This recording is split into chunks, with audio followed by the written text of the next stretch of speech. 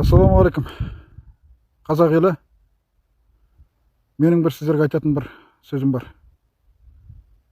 Мына 50 жастағы, орта жастағылардан бастап 80 жастағыларға дейінгі үлкен кісілер, жаңағы қариялар, шалдар, біздер мына болып жатқан жүйені, жүйенің сасық істеп жатқан ісін жастарға айтуға, құлақ асып тыңдауға соған міндеттіміз. Міндеттіміз. Тек қана ана балдарың, немерелеріңнен басқа осылай роликке шығып айтуға біз міндеттіміз. Әне бір шалдар отырғандар, айналасының бәрі жақсы, керемет. Жаңағы кемпірлері жаңағы қабаттасып отырса келіп, "Ей, саған не бар сен? Сотатып жібереді сені. Айтпай-ақ қой, шықпай-ақ қой" деп. Ондай кемпірлеріңді де, ана тілін кесіңдер нақ. Жағын қарыстырыңдар ондай кемпірлеріңді.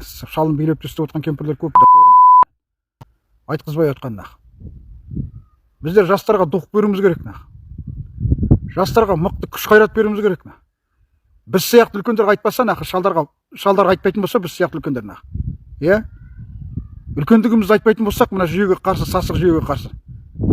Жастарға похуй нақ. Ертең келесі жылдан бастап нақ. Бұдан да хуже болады. Ана Серікжан білеш айтпақшы, аштық басталады нақ.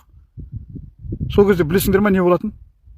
Бір шелек ұнменен бір шелек бидайға көтін сата бастайды. Ана сып керек болса адам нақ. Жанын көтін сатады нақ. Сол кезде уже кеш болады нақ. Қазірден бастап қимылдауымыз керек. Мына үлкен шалдар бәрін айтып отыруымыз керек нақ.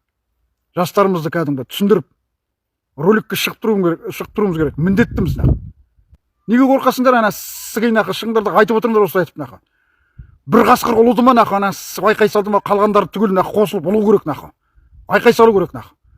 Жорыққа әзірлену керек аттануға нақы білен. Неден қорқасыңдар нақы білен? Елім қазағым, қара бұлттағы басымызға тұнылып тұр. Қазақ айтады, іштен шыққан жау жаман деп. Ішімізде шыққан жау Ақордада отыр. Оны бәріміз жақсы білеміз. 30 жыл елдің қанын ішіп, байлығын тонап, диктатор болып отырған Назарбаев, оның құйыршығы Тоңқаев елді сатып кетті. Астанада тұрған Кенесары бабамыздың ескерткішін алып тастап, ана шошқа Путинді "Мой господин любимый" деп қарсы алып жатыр. Одан артық қорлық бар ма? Бұл қазақтың елдің бетіне түкіріп кетті. Бұл екі тексіз сөз жоқ айтатын. Біз енді бір ел боп, бір халық боп, бір қоғам боп қазір тұрмасақ, елімізден де жерімізден де айырыламыз. Біз балаларымызға қандай болашақ қалдырамыз? Өсіп жатқан немерелерімізге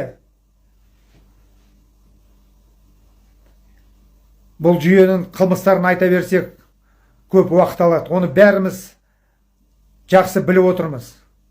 Халық бәрін түсініп отыр.